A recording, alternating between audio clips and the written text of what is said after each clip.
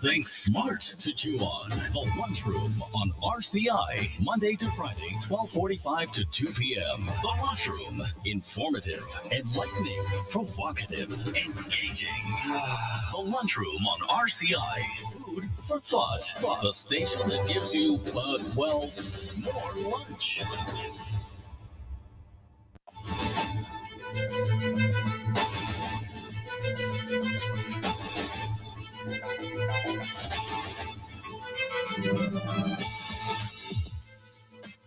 Good afternoon. Welcome to the Lunchroom on Radio Caribbean International for Tuesday, the 25th of June, 2024. This is program number 1201 of the Lunchroom, and I'm your host, Alex George Jr. We are, of course, streaming live on Facebook. Just search for the official page of Radio Caribbean International, and be sure to like and share that link as well with your friends and family. You may be following us on the radio on 101.1 FM, but you can also get us at our website. And that URL is rcistlucia.com, rcistlucia.com. You can also download our previous shows. They're available in MP3 format on that website. If you want to call in and tell us what's on your plate today, the number to do so is 452-3046. Again, 452-3046. We are also available on WhatsApp. That is 724. 0008. Again, 724-0008. That's our WhatsApp number. You can call in or message in to that number. And for today, we're going to have a bit of a look at the history for today. In the year 1678, a Venetian lady by the name of Elena Cornaro Piscopia was awarded a doctorate of philosophy from the University of Padua, and she became the first woman to receive a university doctoral degree or PhD, and that happened in the year 1678 in Italy.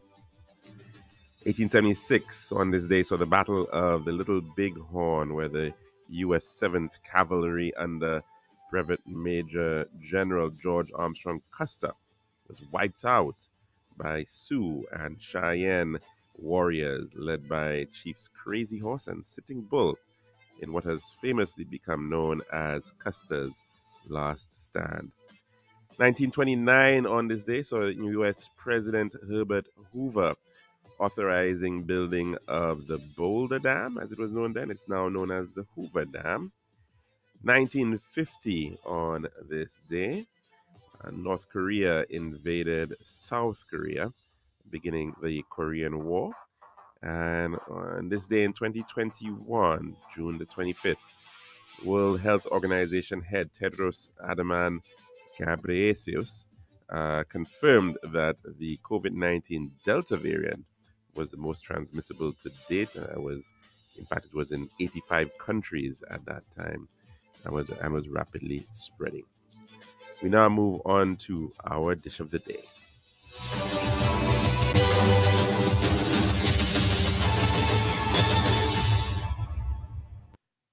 The daily dish is brought to you the kind compliments of our good friends at Tiles Plus. One tiles for your home, I see. Bathroom, kitchen, pantry. Need tiles for your balcony. Come down to Tiles Plus, satisfaction guarantee. Tiles Plus, Tiles Plus, Tiles Plus. Big tiles with unbeatable cost. Customer service, A+. Need all kind of tiles. Come down to Tiles Plus. We also got gasway and vanity. Books, doors, you'll see. Come down to mind nobody. We got the best tiles on island. Trust me. We are located Land Street in Castries, Bosses Jugos Lanes, and Flag Street in Beaufort. Telephone number 453-7939. Serving now, the Daily Dish. And welcome to our program. Sorry about yesterday. Unfortunately, I was a bit under the weather. I wasn't able to come in. Hopefully my voice will bear through this program. And so, of course, we were not able to give any updates regarding the final match that was being played at the Darren Sammy Cricket Ground as part of the ICC Men's T20 World Cup. But of course, by now you would have known that the victorious team, in fact, sent into bat first and making 205 in their allotted 20 overs for the loss of 5 wickets. That was India. And indeed, they had the crowd support. Lots and lots of Indian supporters came out, no doubt from the diaspora in the United States and Canada. And they were out in full force to support Bharat, to support India. In fact, they were successful, sorry, in that outcome there against Australia was number one. And in fact, Australia was only able to make 181 runs, although they appeared to be pretty good at one point, and it was looking quite likely they were keeping up with the run rate. But unfortunately, at the end of it all, they couldn't pull it off. And 205 was a winning number. India winning that match by 24. Of course, West Indies is no longer in the tournament. They've been knocked out. And those moving forward from that group include England and South Africa. So, of course, it all comes to an end pretty soon at the Mecca of cricket in the Caribbean in Kensington Oval this coming Saturday for the final. Now, of course, we do hope that you would be able to also catch very soon the outcomes of this coming weekend. I think there's actually the Calypso show. The pageant, the Carnival Queen pageant, and it's actually into its 70th year this year. And we, of course, we do wish the 7 ladies who are vying for that title, that Carnival Queen trophy. In fact, I was told, in fact, at one point they were, in fact, competitions for both men and women, pageants for both men and women. But of course, the Carnival Queen pageant is the one that has survived to the current era. And the 7 individuals vying for that title include Miss Caribcation, Kadeen Antoine, Erin Joseph, Miss Windjammer Resorts and Residences. Annika Thompson is representing Bank of St. Lucia. Tunisia president is Miss Pierre Marcel. Yanel Joseph is Miss Duty Free Point Seraphim. Shan Lucian, Miss Bounty Rum. And Manila Sibaram, Miss Caribbean Galaxy Real Estate. And that is happening very soon on Saturday. And of course, we do hope that that goes well over at the Rodney Bay Pavilion. Now, also, of course, the finalists for the Carnival, Calypso Monarch, as well as Groovy and Power Monarchs, those have been determined over the weekend. And they will, of course, be heading to the Soca and Groovy and Power Soca Monarchs. That's happening on the 5th of July at the SAB playing field, not too long from now. And for the Groovy Soca, the results include Carlton, Sierra Roberts, Ezra the Fun Machine, Imran Nerdy, Jiggy and Ezra the Fun Machine. Combo there, Keisha K, Manchas, Rickety, Sly, and T-Blacks. That's for the Groovy Soca competition. And on the Power side, Bronx, Matter, and Rickety singing Better Than Them. Ezra the Fun Machine singing Beautiful. We also have Keisha K and Nicole David singing It's Carnival. Manchas with Anything. Orion's Good Day Made It. Ricky T, Look Something to Talk About. Sidale, Matter, and Bronx bringing forward More Rum. Saya with Money Behavior, and Sly with Breakaway. And the Calypso Monarch, the finalists are also known. I believe we mentioned it before, but that competition will be held on the 6th as well at the SAB at the VG. Now, those finalists include Desral, Educator, Gamshan, Herblack, Minel, Micah, Solange, T.C. Brown, and T. Caro. And of course, they'll be going up against T. Blacks for that crown.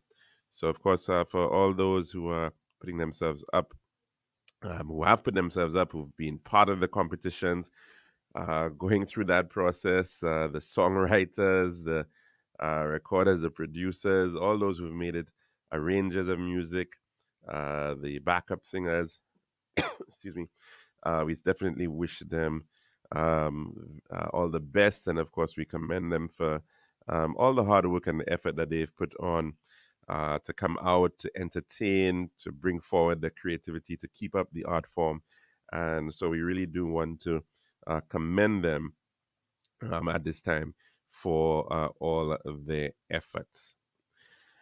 Also, on the side of law enforcement, some new recruits coming forward soon. And, excuse me, and in fact, there's a new course of recruits for the Royal Signature Police Force. Course 38 was launched with 80 police recruits, and that happened up at the police training grounds at La Toc. And of course, the Prime Minister, Minister of National Security, was present, of course, urging police to, in fact, support each other and to help be each other's keeper in terms of integrity and accountability. So that's our dish of the day. When we come back, we'll try to take in some calls. This has been The Daily Dish.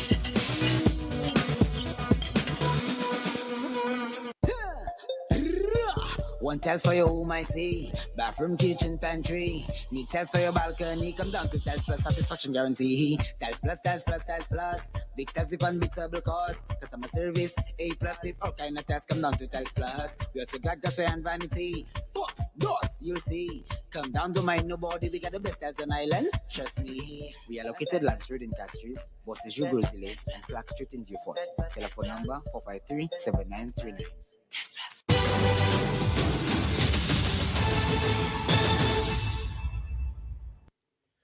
And welcome back to the Lunchroom here at Radio Caribbean International. And of course, the number to call in to tell us what's on your plate today, it is 452-3046. Again, 452-3046. And as well, WhatsApp number 724-0008. Let's go to the phone lines at this time. Good afternoon. Welcome to the Lunchroom. What's on your plate today? Good afternoon, Mr. George. Oh, how are you doing, sir? Not too bad. Good to hear your voice. I'm getting better. Oh, wonderful. Better. Glad to hear that. But what I have, my topic today, Mr. George, is the last time I call you and I put my granddaughter mother on. Ah, okay. Mm-hmm. The lady from England. Yes, and we were talking about public transport. And I call going back to that same topic. Oh, okay. Natalie, hang on there. There and there. Right. Now, say hello to Mr. George. Hello. My son. Hello, Mr. George. Hi. How are you doing, sir? I'm fine, thank you. And you're on vacation as well? I've just come to see my dad. Yes. Okay, wonderful. And of course, he's a wonderful individual, contributes to our program on a regular basis. And we do hope that he's getting much, much better. Yes, I know he is. It's good to hear him get back on the phone and talking to people again. Yes. You know he's better when he's doing that. Wonderful. So keep him in high spirits. Thanks very much for what you're doing. Well, thank you, Mr. George. Take care. Have a good one. Thank you. Hold on. Yeah. Mr. George? Yes, caller. Go right ahead. Yeah. My topic today is the traffic. The way they run traffic in St. Lucia. It's time they change it and do something better. Just imagine there is a stop before Coran's school there, coming to Grandier there. Yes. Sometimes you pass, you see about 30 people stand up waiting for the bus. Right. And the bus will leave Jeremy Street, where the depot there. Right. With full. One missing, they will wait half an hour to get that one person right. to come on the bus and they'll drive. And sometimes all the way, they'll go all the way. One didn't come out. So when they reach that stop, they're still full. And those people, they're waiting for a long time. And you see a bus that just went before coming down, empty. But they cannot make a U-turn, stop, and pick up those people. It's not allowed. It's not allowed. So they have to go back to the depot, and another bus will leave the depot. When they leave the depot, they leave with full again, and only 2 people they let go on the way. So they can pick up 2 and that stop. And all the people there lavishing. And I find that is stupid. And the buses is too small. You agree with me? Oh, definitely, caller. It may have made sense back in the 1970s and 80s, but I think especially in the north of the island right now, I think we definitely do need some larger buses. That would certainly help. I can tell you, I was in Barbados in 1959 when those big pan bread buses start coming in Barbados. 1959, and well, that time we didn't have no transport. We had a few buses which they make in St. Lucia self. Out of the trucks. Out of the truck, the chassis. Right. They use the chassis and make the box. That's what we had in St. Lucia. But when I went abroad and I come back and I find those mini buses, to me, it was a godsend. Because a lot of people had to take their foot to walk from Grandier to Castries and things like that. Right. So I can say, thank God that happened. Right. But we want a change now. We want a change. You cannot allow people to stay an hour and a half, almost 2 hours in a bus stop waiting for a bus, and all that come is full because they left the depot full. They don't say, well, I'll live with 4 missing or 3 missing, and when I reach somewhere, and there, that stop, especially that stop, I want something to happen. It's particularly bad on along those junctions that you're mentioning at the Monjuro Junction, at the Marisol Junction, at the Shock Junction, because as we have it right now, as you rightfully saying, all the buses, they are all Castries-bound buses for the most part. And although there's been some attempt at providing shuttle buses at some of these junctions, it still it's inadequate in a lot of instances, especially at peak hours. And because the method they use in leaving the depot. They all want to be full, of course, yes. And because we don't have any scheduled services, right? So it's not a situation where the bus is leaving at a certain time, and then so everybody's getting on and off. And especially, of course, even at peak hour, it may still be a situation where they'll be leaving full because they're filling up very quickly. But you see, we also need to have some other routes now, because what has happened is that we're no longer in a unipolar situation where it's only Castries that people are coming from in terms of work. So we now changed the situation. You have different poles or centers where people are working. So especially the north now, there is a lot of people working in the north now, hotel and restaurants and all sorts, supermarket. There's a lot of people working in the north. Right. So you don't actually have maybe some circular routes or some even point to point. So you can't say you can take a bus from Gros Islet down to Grand Riviere. That's not an option. one or you're two going to have to people connect. tried before, Mr. George. They tried to run from Granvier, from the Gazon to Grosillet and back. But I don't know what happened. Probably it wasn't successful. They stopped it because Right. I hardly see any bus coming from Grosillet to Granvier. Well, I didn't know that they actually tried that. But the other challenge that you have, of course, is that the buses are also going on the very same congested route, right? So that's also a major challenge that they face. We don't actually have a priority bus route. I mean, Trinidad, for instance, was fortunate to an extent because they had the old railway lines, that ran from Port of Spain to Arima. So they were able, San Fernando. right? So they were able to convert that one into a bus only route. Well, I didn't even know that because I wasn't there that time. Yeah, it's been around for a little while, Yeah.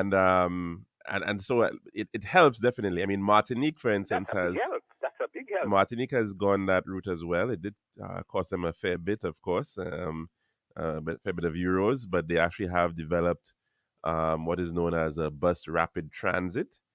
And so what that does is that it creates a dedicated carriageway for handling buses only. So they'll share the same right of way, but then they will still have a space within the center where only buses are running. And of course fixed areas where they can do their drop-offs that almost act like little bus stations along the way. So it's certainly along that major northwest corridor that we have between Castries and Grosley. In the long run, it is something that I think needs to be seriously considered, because even if you upgrade the highway, you're still going to have buses going in the same same route. The important thing, without cutting across you, Mr. Judge, is bigger buses. That will help, certainly. Buses. That will definitely help. And I think I don't know if it's falling on the Prime Minister as right now. We have to do a lot of change in transport in St. Lucia, Mr. Judge. Agreed. Thank you very much. Good afternoon, Mr. Judge. Have a nice day. Have a good one, caller. Thanks very much for calling in. And of course, for speaking so very passionately about this matter, because it is actually a very important matter that unfortunately quite often we do not always consider. But it does affect a lot of people, and of course it affects the quality of experience that visitors have when they're coming to St. Lucia. May not be every single time that somebody may want to necessarily take a taxi or rent a car. And if you've got a good quality public transport system, that definitely is, and in fact makes your destination more attractive. And especially in the north of the island, I think there's a great opportunity to potentially look at that area, rebrand it. I think it should be, of course, we should definitely be going the route of Barbados and many other countries around the world who are also using electric buses. It's not a very long distance. I think, you can, in fact, run a route like that with and still be able to run those so that the batteries aren't dying out. They can be charged at the right time. It's feasible, and it's something that perhaps needs to be piloted as soon as possible. I do know that there's supposed to be this electric mobility project on. I'm not sure if they're looking at that issue of electric buses. Barbados is now on to its second tranche of electric buses. I think they originally had brought in about 100 of them. They're going to add on to that fleet. Jamaica is also piloting that as well. And so in that corridor, in that urban corridor between Castries and Grosley, which is, of course, our most densely populated area, it certainly does make good sense in at least that instance to begin looking at larger buses. Now, of course, the system that we've had in place, which is operating, has been one man for himself, a type of operation. In some instances, you have individuals who've ended up buying other route bans, even though, of course, these route bans are actually issued by the Ministry of Infrastructure, but we've seen how it has become a means of reselling and all of that, and they sometimes go for a pretty penny. As to whether that system can continue to operate is going to be, in my view, open for analysis, because you really do need to be able to have a system where you can bring some order to issues like scheduling, and of course quality, level of service. That is of course all really important, because right now we have a situation, of course, where some people will obviously want to run on the more profitable times and provide services at certain times, and the other times, of course, suffer. So your Sunday services, your nighttime services, they may very well find difficulty in some of these instances. So definitely, it's something that we need to be looking at when, especially given the fact that we're seeing the extent of congestion. We are not seeing any visible slowdown in economic activity in the north of the island. It's quite likely that it's going to continue to grow, and it's so therefore we have to be thinking about how then we can enjoy a quality of life that is not stymied by continuous congestion on our roadways. And we've spoken, of course, of the challenges that sometimes these face, because people are trying to divert off to the quote unquote the back roads. And quite often the back roads are not designed to be able to handle any significant level or capacity of traffic. In some instances, it's not more than a lane wide. And we've spoken, I think, recently about the Norbert Asu Canal Road as a good example of that. It's perhaps one can say merely just a country lane that was upgraded, and you can see how difficult it can be when you've got traffic flowing in both directions at peak hour, and sometimes people get stuck. And in fact, even we've seen some accidents happen on that road. Thankfully, not life-threatening, but accidents nonetheless. And so it is something that we've got to be thinking about, that there has to be that capacity to be able to move people from point A to point B and point C to point D.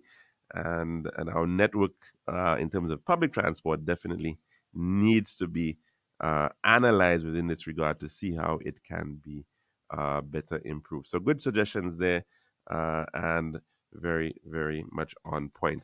But however, we are due for a break.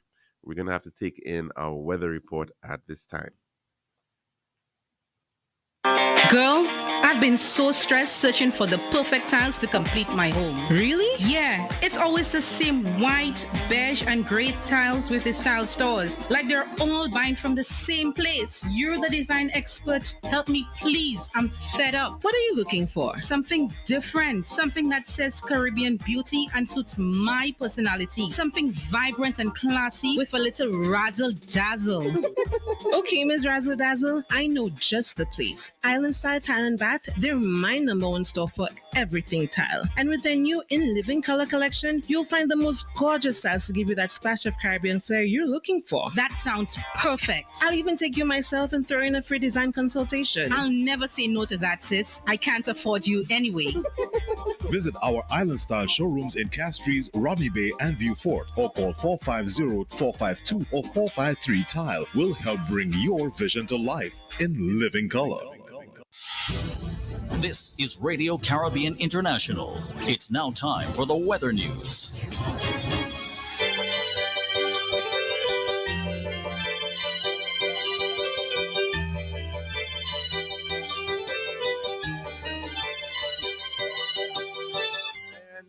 On the 1.1, it's now time for the weather report as of 12 noon today, presented by Island Style Talent Bar. The forecast for St. Lucia Valley for the next 24 hours. The winds will be blowing from the east near 22 miles per hour or 35 kilometers per hour with a few gusts. Weather partly cloudy to cloudy and hazy with a few showers and a chance of isolated thunderstorms this afternoon and A gradual improvement is expected from tonight. There is an advisory in areas reads persons with respiratory ailments and dust allergies are advised to take necessary precautions due to reduced air quality. Also, small craft operators and sea beavers are advised to exercise caution due to reduced visibility and locally rough seas. The forecast for the Western Antilles, partly cloudy to occasionally cloudy and hazy with scattered light to moderate showers and a chance of isolated thunderstorms over the Windward Islands and areas further south. Over the Leeward Islands, partly cloudy and hazy with a few showers. And the tropical weather outlook. A tropical wave will continue to affect the Windward Islands and areas further south as it moves westward near 12 miles per hour or 19 kilometers per hour. The wave has a low chance of tropical cyclone formation during the next 7 days. Another tropical wave located over the eastern tropical Atlantic is moving westward near 12 miles per hour or 19 kilometers per hour. A plume of Saharan dust haze will cause a reduction in visibility and air quality across the region for the next couple of days. And this was your weather report as of 12 noon today, presented by Island Style Telembach. This has been RCI's Weather News. For more information, call the Weather Hotline at 454-3452. RCI 101 number 1. Girl, I've been so stressed searching for the perfect tiles to complete my home. Really? Yeah, it's always the same white, beige, and gray tiles with the style stores. Like they're all buying from the same place. You're the design expert. Help me, please. I'm fed up. What are you looking for? Something different. Something that says Caribbean beauty and suits my personality. Something vibrant and classy with a little razzle dazzle. Okay, Ms. Razzle Dazzle, I know just the place. Island Style Tile and Bath, they're my number one store for everything tile. And with their new In Living Color collection, you'll find the most gorgeous styles to give you that splash of Caribbean flair you're looking for. That sounds perfect. I'll even take you myself and throw in a free design consultation. I'll never say no to that, sis. I can't afford you anyway.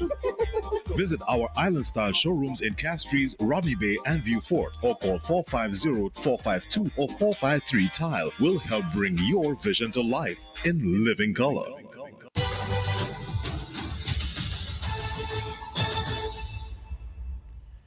And welcome back to our program here at the Lunchroom on Radio Caribbean International. Of course, the number to call in to tell us what's on your plate today, 452-3046. Again, 452-3046, as well as our WhatsApp number. That is 724-0008. And, of course, congratulations to Mr. Ember Charles, who was recently sworn in today, in fact, as a new independent senator in St. Lucia's Upper House. But let's take a call at this time. Good afternoon and welcome to the Lunchroom. What's on your plate today? Hey, Alex. Hi, good afternoon, caller. How are you doing? Very good, thank you. How are you? I'm good. Good. That conversation about transportation, I've been clamoring for years, but every time I call about this on different talk shows, some minibus drivers take a price. To me, it's bigger than just being a minibus driver and watch these things as a business. Mm-hmm. I've been saying for the past few years that our minibus sector needs to revamp. And what I mean by that, one, there is room for financial gain in the sector if only the minibus drivers would have the commuters and the citizens of this country to have confidence in them. And I mean by what I mean by saying that, Alex, where Alex Jr. needs to go down to RCI, but he leaves at Gross Lake. He knows that he needs to get there for 12, but he could take the 11 o'clock bus that will bring him there, right, to a closer location, right, where he could get there for 12. He knows when he leaves there, he could take the next bus to bring him elsewhere. There's the need to do that buses on the hour.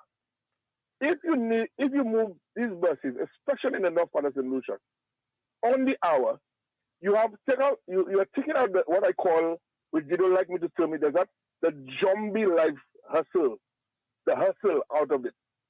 So you don't have guys packing the nose off on a bus shelter, expecting to block the other one so they could get the passenger up front because people moving on the hour. What you're gonna do? You'll have people buying less vehicle cars. And the reason we have the proliferation of cars in St. Lucia is because people don't have confidence in the bus sector. You're spot on, caller. People don't have confidence, and they need to grow that. They need to do that, and unless they do, they will get more money. And even without government getting involved with big buses, these guys on the bus stops and those that are very vibrant could come together, and those who want could sell the small buses or put the small buses in a smaller route, buy a big bus, and different people drive it at different times, different weeks. They get paid, and all this could be done, and you have a better and safer road. Well, but it looks like they don't want to go down that road. Yes, but I think the government does have a very vital role to play. Your points are very, very correct. But I would also say that in terms of things like, for instance, bus terminals, right? That's a major issue for Castries. Yes, you will need that. You will need that if you have to bus on the hour. Right, and to have a central place or two central places where people, it's also an opportunity when you think about it for small enterprise and for businesses, because a bus terminal, like a train station, like any of these are economic magnets. These are places where you got a lot of throughput, a lot of people coming in, and people have people who want to buy things and whatnot. So you can actually create some very nice economic centers for that. Let me add one more to that, to the economic value you're talking about there. For example, I watched the shop area. Yes, exactly. And people in Babono could come and utilize there. Right. You pay, you park your vehicle right there. Right. You Park and ride. Congestion town, and it could take the bus. You don't even have to actually build any new parking area. You have so much parking area, like with the cinema, for instance, where you can have shared parking already. So yeah, because you could have a paid parking there. Yep. And you could even have stalls. You could have stores. You could have this. You could have so much in that area there. But the bus system needs to revamp. And I also agree with you that we need the bus terminal. I remember there was a talk about this when in the gardens area they were talking about somewhere by Queens MNC, Lane, the old MNC building. Queens Lane, right? Yes. Now, when they were suggesting that, I did not take offense with it, but I was looking at the central town area, which is where the sister bus stop is, going to my Dr. Freezers around that area. You knock down the city building, and you could put a bus terminal right there. You shops around it in the square. That's what I saw. But again, we need to change the system, and we're going to have a better and a safer road in this country. Yeah, definitely, call. I can't agree with you more on that one. Thanks very much for calling in. And it is, in fact, a really important matter that, unfortunately, does not seem sometimes to be getting the kind of attention and passion that it requires. But I think moving forward as a developing country, it's part of your civilization. Look at any successful city. Most successful cities have very, very good public transport. Now, sometimes, of course, in the case of these American cities, they were designed around the car, right? And they're now realizing that it just can't work. You just can't continue to be expanding and expanding without actually putting in public transit of some form or fashion. So American cities are now having to try to adapt, and they're taking on repurposing old rail lines, so that they can put in light rail or commuter rail, and they're looking at putting in bus rapid transit systems. So whatever they believe it could be, of course, cost effective. Of course, the cities like New York, the older ones, the much denser ones, built up over a certain time, they, of course, have had a very long history of public transit. But the bus is, in fact, a really important aspect of public transport. And it can certainly help in terms of encouraging economic development.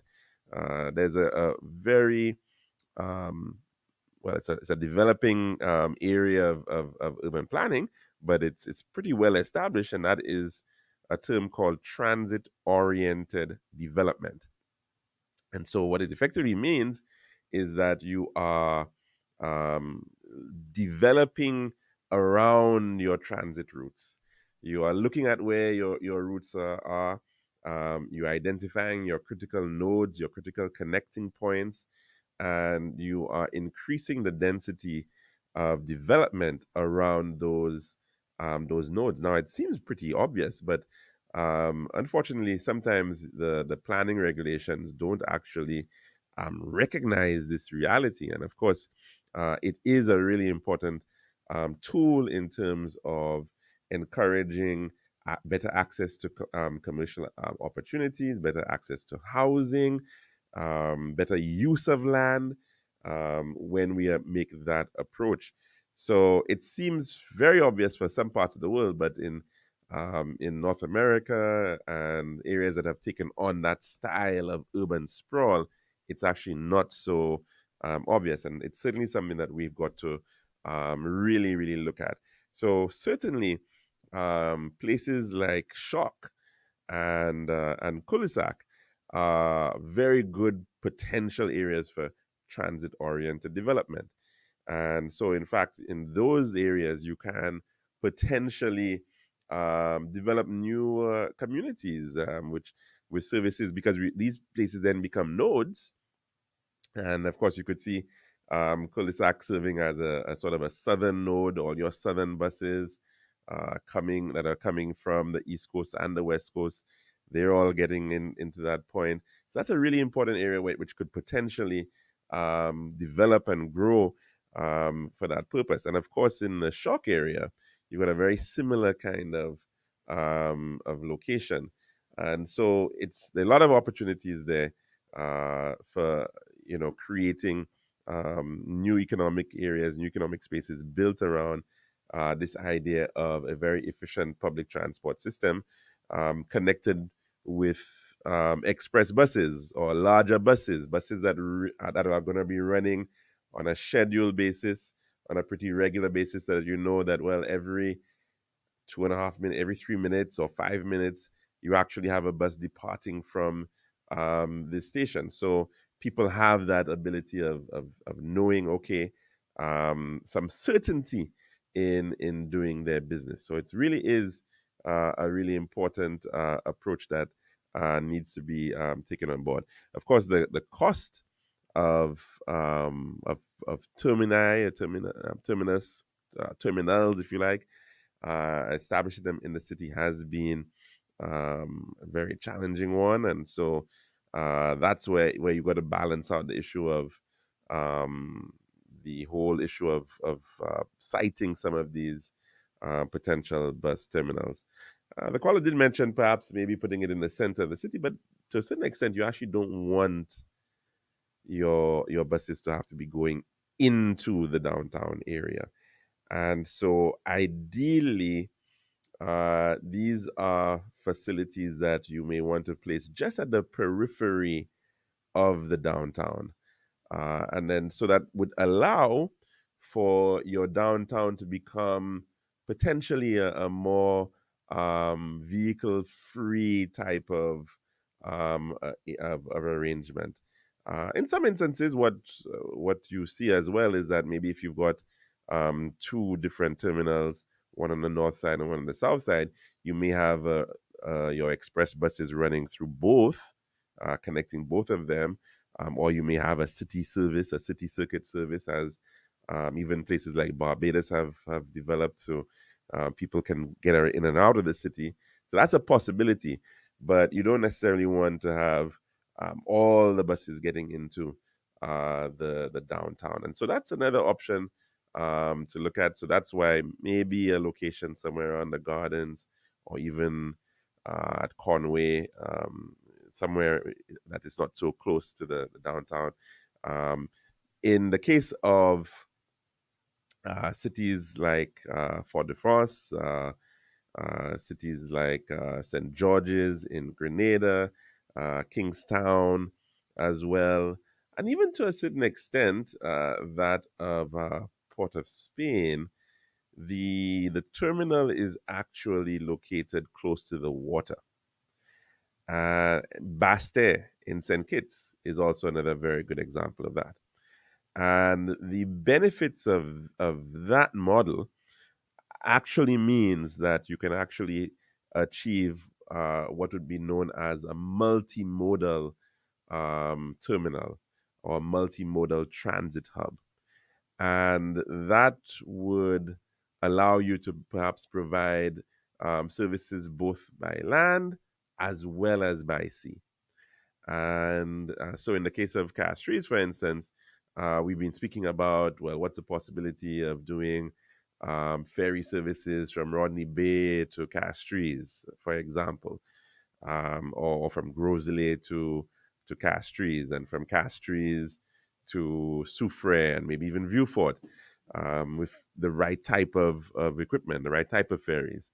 And yes, that's a pretty good option, but it would be really great actually if it actually terminates in the same place with your buses, because it then means that you can connect from the ferry to another form of transport, to a bus, to make that those other connections. And so it works. It's what exists in, as I said, in Fort-de-France. So the bus terminal is pretty close to the ferries that would take you to places like Toisillet, and it makes very good sense then. In the case of St. George's, it's a similar kind of thing. In Kingstown, the ferries might take you to other islands. Basse is the same thing. It takes you to Nevis.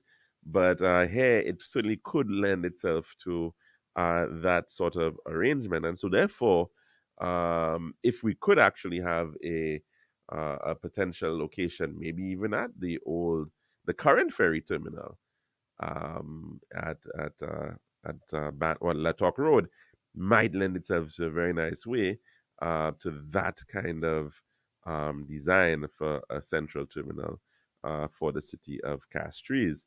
So it is something that we've got to think about as to how of course, these things connect, and how it would, of course, impact on our ability to move around. Of course, that is already the location where our the connections that go to Martinique are coming in. So you can see, therefore, for people who are coming in from Martinique, they're coming in by ferry, and then therefore can be a very seamless connection with other destinations on the island. And of course, we're speaking about not just connecting to Martinique, Guadeloupe, and Dominica, but the discourse about other intra-island ferry services, maybe to St. Vincent and Grenada and even Barbados, that might lend itself very nicely in terms of that regard. And you see it, of course, when you hear about high-speed rail in many parts of the world. The high-speed rail is what you're taking in over the long distance, maybe from another country or another city. But once you get into the city, you then need to connect. And so that's why sometimes there's a big issue as to how do you build the station far out of the city, and it makes it very difficult to actually get into the downtown, or is the station close to the downtown so that you can actually connect to existing transit networks serving the city itself. So it's a similar kind of principle there, which we certainly have to be thinking about when we're looking at our transit system, our transport system, because we should be thinking about it from the local level, yes, but also how we are making ourselves a lot more attractive as a destination for individuals who may be coming from the Caribbean, who may be coming for the jazz festival, for cricket, for whatever they may be coming from. That quality of public transport system is certainly really important. And it shouldn't be something that we only have to sort of create when we have a major event like cricket or jazz or what have you. So it is very, very important that we begin to place some emphasis on trying to get these planning issues, these development planning issues right. And transport planning has to go very much hand in hand with the land use planning as well, because these two things are very closely related. What you do with the land, how it is being utilized, what kind of use you put it, whether it's institutional, whether it's commercial, all of these things will impact on how many people you're talking about who want to access this space, and all of that is really very critical. And so you've got to get those alignments right in terms of transport as well as land use. So we, of course, unfortunately, are almost out of time here at the lunchroom, but we'll be back again tomorrow for another program. Of course, hope you can join us for that. I'm your host, Calix George Jr., saying goodbye.